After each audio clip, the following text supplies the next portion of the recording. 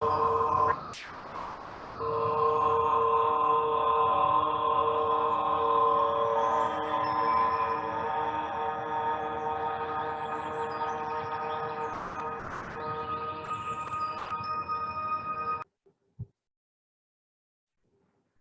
कृष्णा। मैं एस्ट्रोलॉजर सुनील मेहरा अपने इस चैनल में आपका फिर से बहुत बहुत स्वागत करता हूं और आशा करता हूं आप सब सुकुशल होंगे, आपका जीवन मंगल में बीत रहा होगा। सो दोस्तों, आज की इस दुनिया में जहां वक्त कम है, काम ज़्यादा है, गोल्स बहुत है, टाइमलाइंस कम है, बहुत कुछ करना है, बहुत कुछ करना चाहते हैं, टाइम ऑप्टिमाइज करेंगे, काम को फास्ट ट्रैक करेंगे, पर एक पुरानी कहावत है, if you want to achieve do the right thing at right time. So right time is always very easy to define when we understand the plans, goals, but still जो right time word है ना अपने अंदर, अपने आप में, वो बहुत इंटेंस और बहुत डीप है। हर चीज का एक राइट टाइम अपने आप में अलग ही डिफाइन होता है। स्टडी का राइट टाइम, जॉब का राइट टाइम, प्रोफेशन का right time.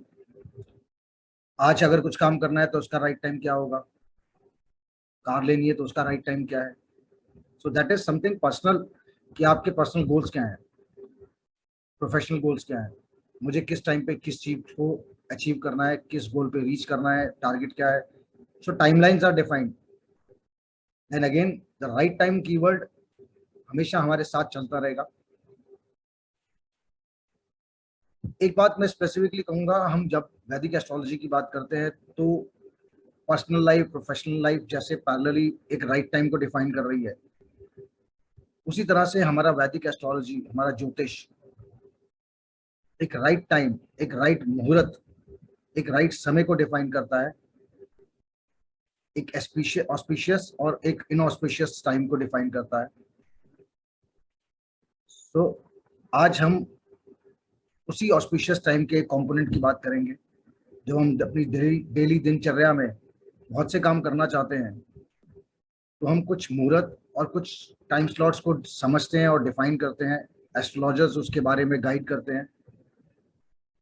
So let us start with one of the components for मुहूर्त।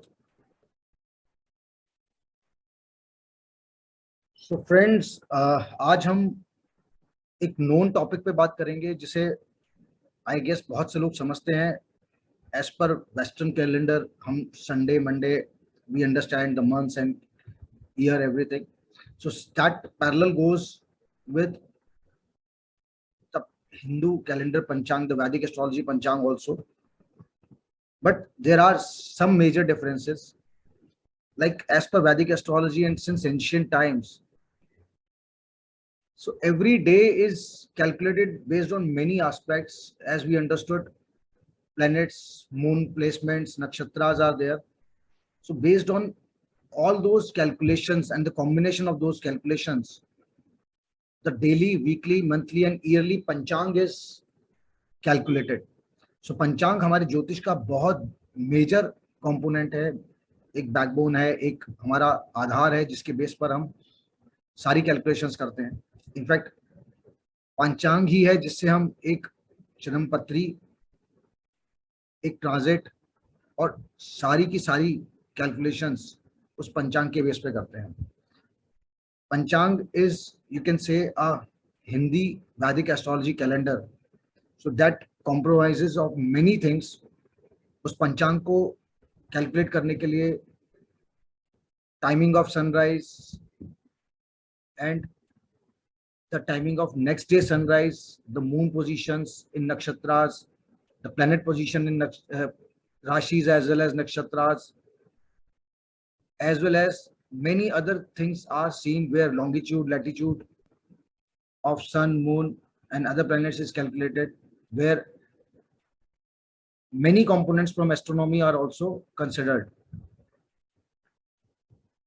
पर जब हम इस पंचांग को बनाते हैं तो उसमें काफी काफी डिटेल्स निकलती हैं हर दिन के पंचांग की। उसमें से कुछ स्पेसिफिक कंपोनेंट्स जिसे हम इमीडिएटली कंसिडर करते हैं, दैट इज वार, तिथि, नक्षत्र, योग एंड कर्ण। सो वार वी अंडरस्टैंड बिकॉज हम एक एंशियंट एरा से एक पर्टिकुलर कल्चर और पर्टिकुलर वैदिक एस्ट्रोलॉजी की बात कर रहे हैं। सो जहां हम रविवार, सोमवार, मंगलवार, सो उस पर्टिकुलर वार को हम कंसिडर करते हैं। तिथि इज, हम वैदिक एस्ट्रोलॉजी में, हिंदू कैलेंडर में तिथि को कैलकुलेट करते हैं जहां 30 दिन ही कवर होते हैं। सो तिथि का बहुत इंपॉर्टेंट रोल रहता है कि प्रथमा है, द्वितीया है, नवमी है, दशमी है, एकादशी है। सो वो सब तिथि के हिसाब से हमारा कैलेंडर मूव करता है। नक्षत्र भी हैव ऑलरेडी अंडरस्टूड, 27 नक्षत्र है। नक्षत्र का अपना रोल है, मून की प्लेसमेंट के हिसाब से उस डे का नक्षत्र डिफाइन होता है। योग और कर्ण are also the same way very important part of panchang and daily muhurat calculation.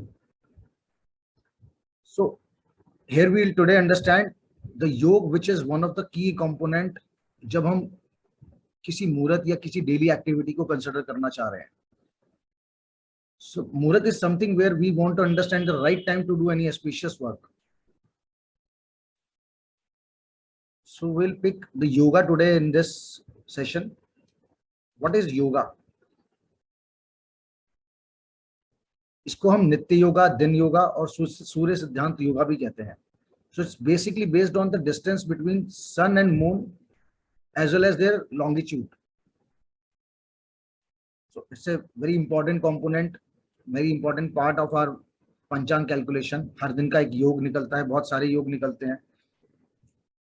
समय के हिसाब से एक योग की शुरुआत और समय के हिसाब से दूसरे योग, एक पहले योग की समाप्ति और दूसरे योग की शुरुआत होती है दिन के अंदर।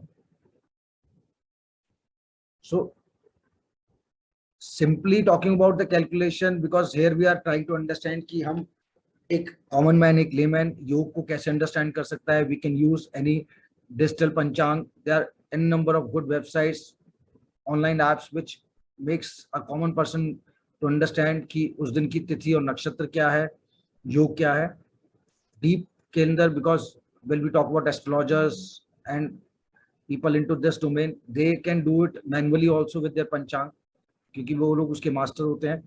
For a common person, they can, if they understand the panchang, they can use it panchang as well as all the validated and good authenticated websites and apps give all the details। पूरे पंचांग की अगर आप डालें तो वो immediately पूरा detail तिथि, वार, नक्षत्र और योग आपके सामने ले आते हैं। तो हम जब यहाँ योग की बात कर रहे हैं, because we understood moon and sun का जो ट्रेवल डिस्टेंस है उसके बेस पर ये योग कैलकुलेट होता है। सो हेयर योग is not any celestial body, it is the distance, the measurement of distance which we are calculating. Yoga are the measurement of movement of moon and sun to a distance. Based on that we understand योग कि उस दिन कौन सा योग है। एक छोटा सा एक स्नैपशॉट है, ये एक इलस्ट्रेशन है। अगर आप किसी भी दिन का पिक करेंगे, किसी भी अच्छे पंचांग ऐप में जाएंगे, then you will find out कि वहाँ पे सनराइज का टाइम, सनसेट का टाइम जो इंडिकेटिव होता है, because these are exact timings. I said indicative because when we talk about astronomy, we move parallelly to astronomy only. Every country, every state will have some differences, minor differences as per the geolocations. So, but these apps and these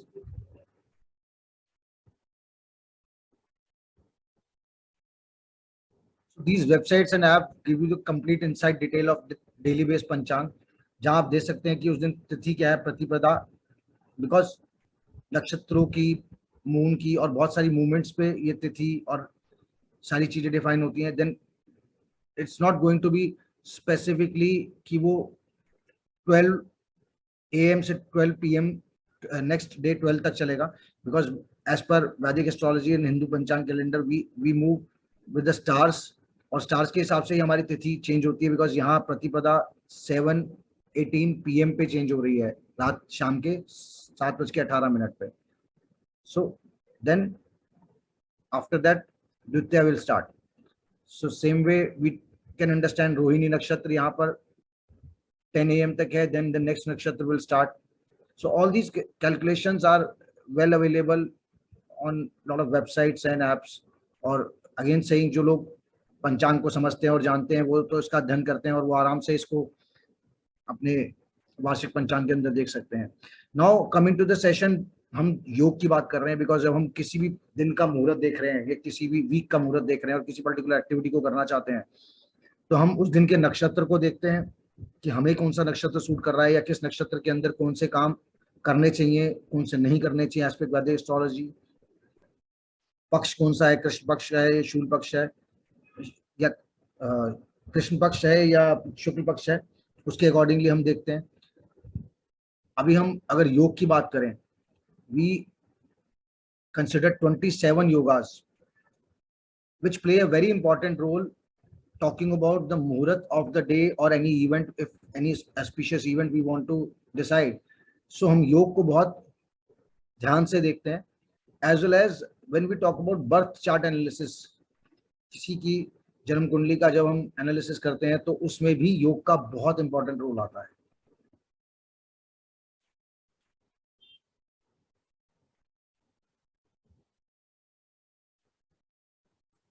So friends, ये 27 योग इस प्रकार है.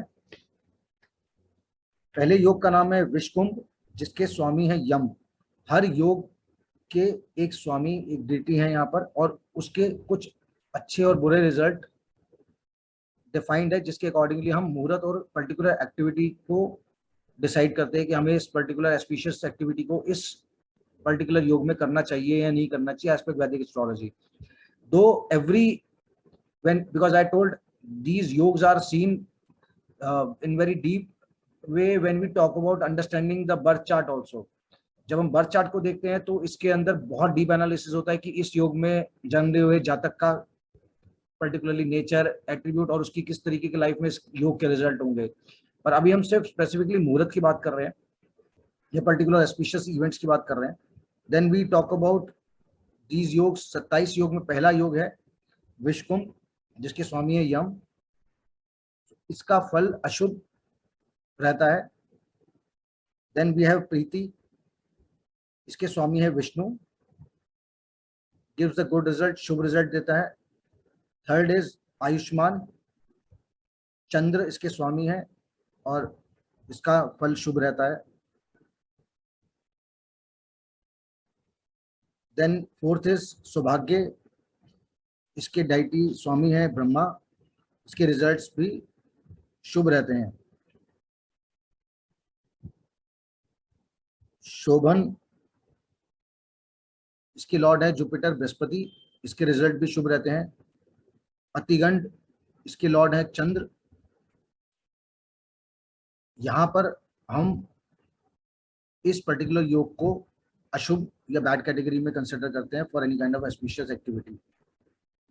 दो for chart analysis there will be an number of aspects which we see कि इस योग में जब कोई व्यक्ति का जन्म होता है तो उसका क्या रिजल्ट होते हैं. इसका मतलब ये नहीं कि सब कुछ ही लाइफ में बुरा हो रहा होगा अगर कोई व्यक्ति इस बैड योग में या बुरे योग में या शुभ योग में जन्म लेता है, परंतु उसके जीवन में किसी ना किसी प्रकार की चैलेंजेस या इश्यूज इस योग से रिलेटेड हो सकते हैं. फिर आता है सुकर्मा, इसके डाइटी है इंद्र, ये शुभ योग रहता है. धृति, इसकी डाइटी है जल, इसके रिजल्ट भी शुभ रहते हैं. शूल, इसकी डाइटी है सर्प, जिन्हें स्नेक भी कहते हैं, इसके रिजल्ट अशुभ रहते हैं. फिर गंड, जिसके डाइटी है अग्नि, इसके रिजल्ट भी अशुभ रहते हैं. वृद्धि, इसके डाइटी स्वामी है सूर्य, इसके रिजल्ट शुभ रहते हैं. ध्रुव, इसके डाइटी है भूमि, इसके रिजल्ट शुभ रहते हैं.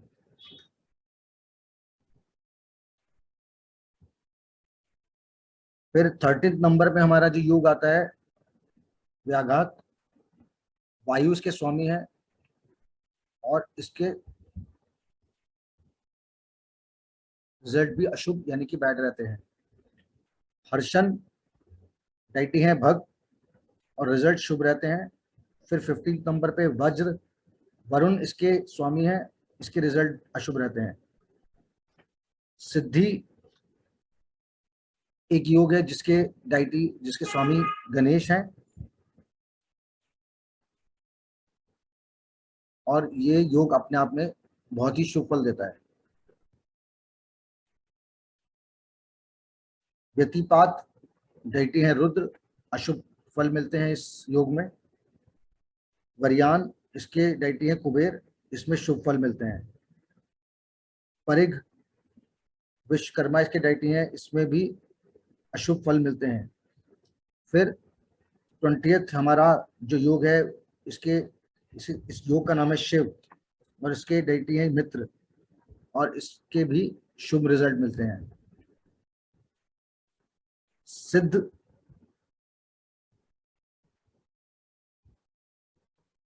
जो योग है इसकी डायटी है कार्तिकेय, इसमें शुभ फल मिलते हैं। साध्य डायटी है सावित्री, इसके भी फल मिलते हैं। फिर योग है शुभ जो नाम से ही शुभ है और डायटी है लक्ष्मी, इसके भी अति शुभ फल मिलते हैं। शुक्ल जिसकी डायटी है पार्वती, इसके भी शुभ फल मिलते हैं। 25 नंबर पे हमारा जो योग आता है ब्रह्म अश्विनी कुमार इसकी डायटी है, इसके भी शुभ फल मिलते हैं। इंद्र करके 26 हमारा योग है जिसके डायटी पित्र हैं, इसमें अशुभ फल मिलते हैं। वेदृति जिसके डायटी है दिति, इसके अशुभ फल मिलते हैं।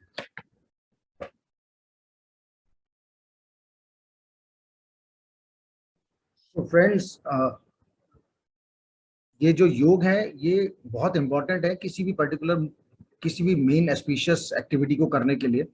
डेली लाइफ में बहुत हेक्टिक हो जाता है कि आप हर बिकॉज लाइफ में बहुत सारे इंपॉर्टेंट काम होते हैं। When we talk about marriage, car buying, house buying and number of big decisions, उसके अलावा भी छोटे छोटे लेवल पे बहुत एस्पिशियस वर्क्स होते हैं जो हमें करने होते हैं। उस केस के अंदर हम एस्ट्रोलॉजर से, अपने नोन पंडित जी से या जो भी उसके ज्ञानी है उनसे कुछ योग समझ सकते हैं। As well as again coming to the idea of these sessions is कि एक कॉमन पर्सन किसी भी अच्छे वैलिड ऐप से इन एप्स को अगर वो समझता है, पूरा इस एस्ट्रोलॉजी का ज्ञान लेता है, तो इन पर्टिकुलर योग से एटलीस्ट समझ सकता है कि ये जो योग है इस आज की तिथि में या कल की तिथि में है, उस पर्टिकुलर योग में किस तरीके का फल है और उसके अकॉर्डिंगली अपने कुछ इंपॉर्टेंट ऑस्पिशियस एक्टिविटीज को डिसाइड कर सकता है। So again this is when we talk about yoga, ये एक कंपोनेंट है। जब हम किसी भी पंचांग और किसी भी मुहूर्त की बात करते हैं, हम चंद्रमा की पोजीशन को, नक्षत्र को, पक्ष को देखते हैं, स्टार्स की पोजीशंस को देखते हैं, ग्रह कहाँ कहाँ प्लेस्ड हैं, क्या कोई पर्टिकुलर ग्रह अस्त है, डेबिलिटेड है, एग्जॉल्टेड है। और सबसे बड़ी बात, ये योग स्टैंडर्ड है जिसकी हम बात कर रहे हैं, बट हम अगर पर्टिकुलर इंडिविजुअल बात करना चाहेंगे तो हम उस व्यक्ति विशेष की भी जन्म पत्री में योग देखेंगे कि उसकी पत्री में योग कैसा है, उसके अपने चार्ट में किस तरीके के प्लैनेट्स हैं। सो इन कंसोलिडेशन, ये जेनरिक जो सबके लिए पंचांग अवेलेबल है, इससे हम अपने ऑस्पिशियस एक्टिविटीज को डिसाइड कर सकते हैं। और अगर हम और डीप में समझना चाहते हैं तो हम अपने चार्ट को भी एनालाइज करके इन सबको कंसोलिडेट करके किसी भी अच्छे मुहूर्त को अपनी लाइफ में डिसाइड कर सकते हैं। So friends, it's very easy. जहां हम वार, तिथि, नक्षत्र, योग और करण, इन सब कंपोनेंट्स को समझ के अपनी लाइफ में इंपॉर्टेंट इवेंट्स को, अपने कैलेंडर को specifically for major auspicious events हम शेड्यूल कर सकते हैं कि हमें कब कब क्या क्या चीज करनी चाहिए।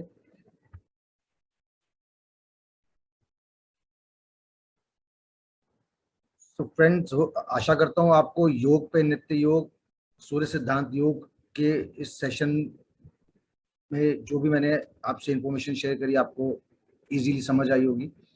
It's very simple.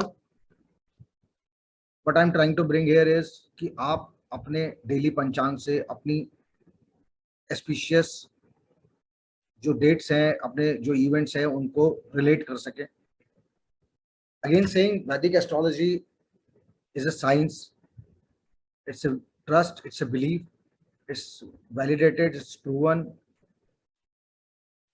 और बहुत स्ट्रॉन्ग बेस है. हमारे सेजेस का ये हमें एक ब्लेसिंग है, उनकी रिसर्च, उनका आशीर्वाद है हम सब पे, और हम इसे बहुत इजीली एक प्रॉपर अंडरस्टैंडिंग के साथ अपनी लाइफ में इसको यूज कर सकते हैं.